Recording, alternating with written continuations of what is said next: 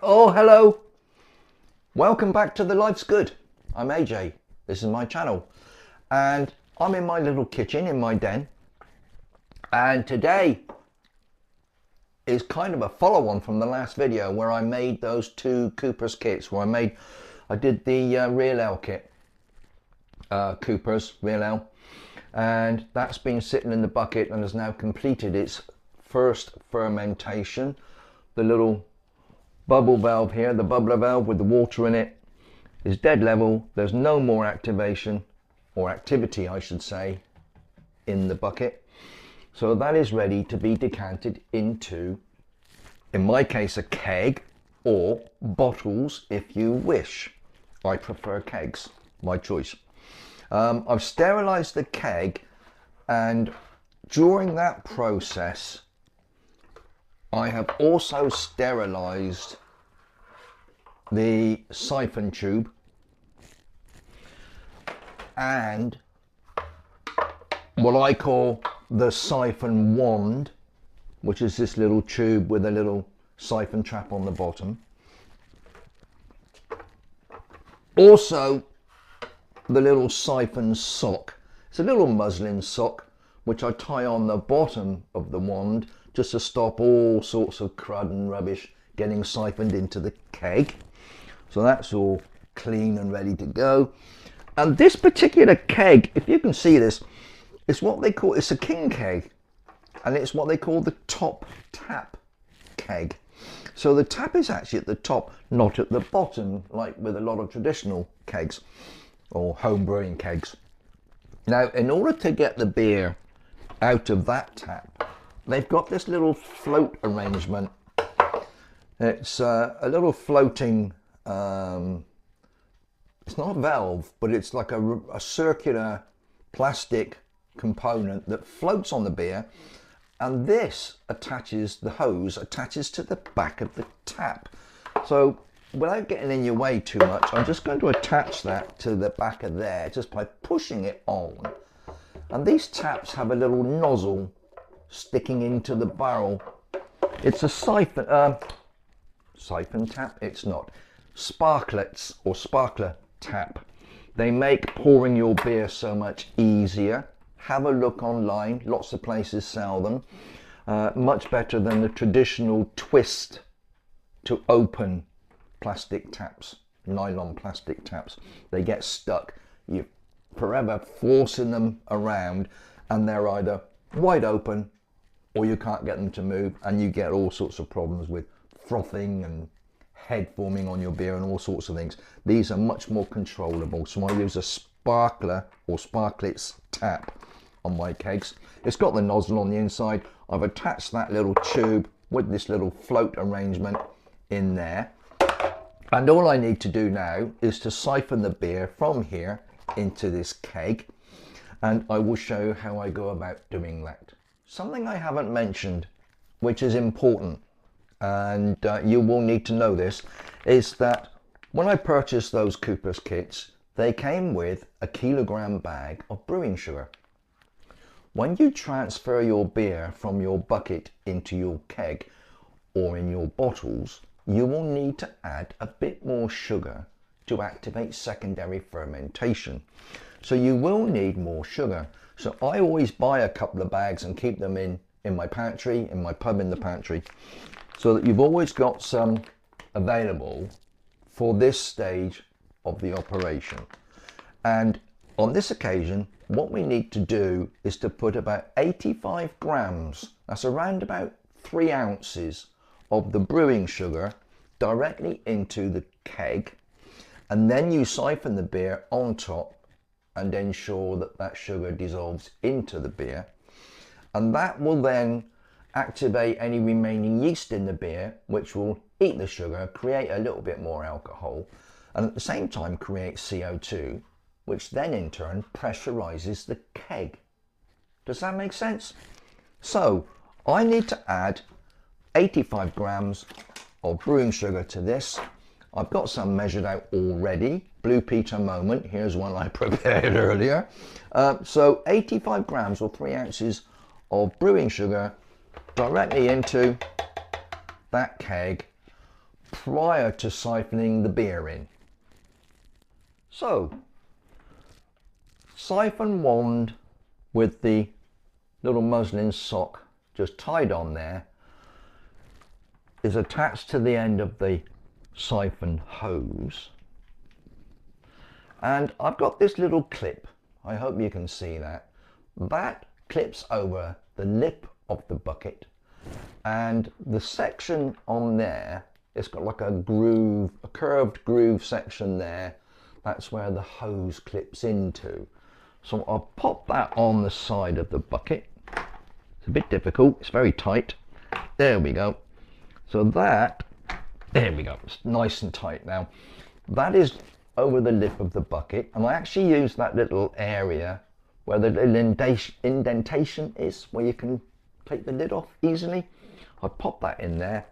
I've got this arrangement now. I can push that gently down into the side of the bucket, all the way to the bottom, and push that hose into that clip. It's a bit tight, there we go, and that is now nice and secure in an upright position inside that bucket. The other end of this hose I will take down to the keg and have a little suck on the end of this, guys. You have to suck on the end. You can get other arrangements with little puffer valves and all manner of other things, but just a gentle suck on the end of the tube, get the siphoning flowing, and I've said this before, you might get a cheeky taste of what your beer is going to be like at the end whilst you do this. So I'll take you down there and you can see how I'm siphoning this beer into that keg. Well, sometimes things don't go according to plan, and when I was editing the video, putting everything together, I discovered that the little clip of me siphoning the beer into the keg didn't record. It's not a major problem, but it just doesn't allow the video to flow the way I wanted it to. So what I'm doing, I followed up the real ale by siphoning or kegging my cerveza. So this keg is receiving the cerveza, although this video is about the real ale. Never mind, these things happen, don't they? I'm sure you understand what I'm saying. So I'm just going to show you that the cerveza is now ready to go into the keg. There's sugar in the keg, and I'm about to siphon the cerveza into here.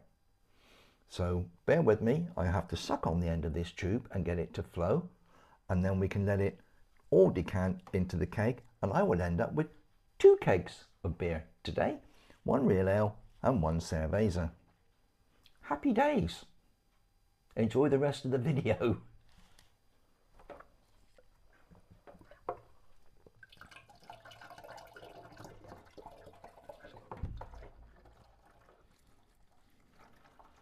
I'm now decanting this bucket to one side to make sure that all of that beer is safely siphoned into my keg.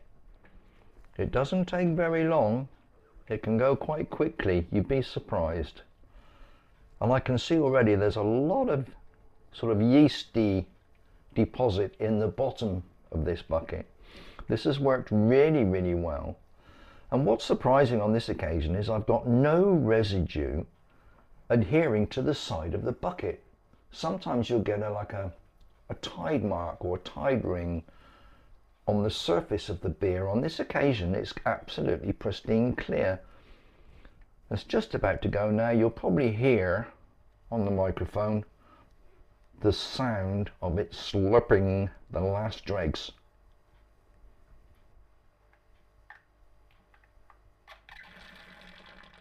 There we go. All of the beer is now in the keg. Happy days. I think I've just kicked you. Sorry. Happy days. Just letting you have a look in the bottom of the bucket. You can see the residue that's left in the bottom. And here on the side is the siphon wand with the sock on the bottom. All of the beer has now been siphoned out, and there's just this residue left to be cleaned out of the bottom of this bucket. We successfully siphoned the beer into the keg, and we now need to put the cap on. This keg is a 4-inch keg. You can get kegs with a smaller opening. The only disadvantage to those is that you can't get your hand in to do a lot of cleaning and scrubbing. I much prefer the wider neck keg. 4-inch neck keg. Here's the cap. It's got a safety valve mounted in the cap, made of brass. If the pressure in the keg becomes too great, this valve will release the pressure to stop it exploding or forcing its way through the seams or through the tap or somewhere. So the valve is a safety feature. In addition, this doubles as a place where you can attach a little gadget or a bottle of CO2, and you can inject CO2 into the keg should the pressure be reduced sufficiently that you can't get any beer out of your tap. I've covered that before and I will probably cover it again. In the meantime, the brass valve is fitted, the cap's ready to go on. Now I have smeared a little bit of Vaseline around the thread of this cap, and I place it on nice and gently and make sure that the threads lock correctly. You do not want to cross thread these. They're a nylon plastic and there is a danger you could damage the thread and of course allow some leakage of the pressure. We don't want that to happen. So nicely, gently put it on and hand tighten it. I'm going to show you this. This is the spanner that is specially designed to go on these caps in order to tighten them securely onto your keg. Just holding your keg and putting a bit of pressure on there. That is now nice and secure on the top, making sure our tap is still closed. That keg is now ready to go on stillage, i.e. standing in the pub, in the pantry in my case, and give it a little while for the secondary fermentation to create the pressure in here. And within about a week or so, you'll be able to pour yourself a nice pint of ale from your keg. Well, there we go. One keg of real ale ready to go into the pub in the pantry.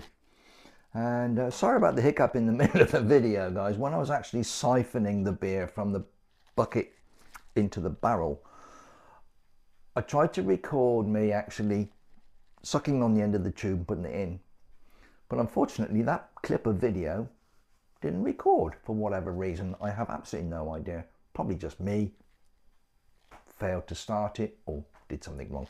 Anyway, so we've got beer in a keg. I've actually did the cerveza as well. So we've got cerveza in a keg in the pub, got real ale in a keg, that's going in the pub. And just to give you a little heads up on what's coming soon, I've bought myself this Geordie bitter kit. 40 pints Geordie beer.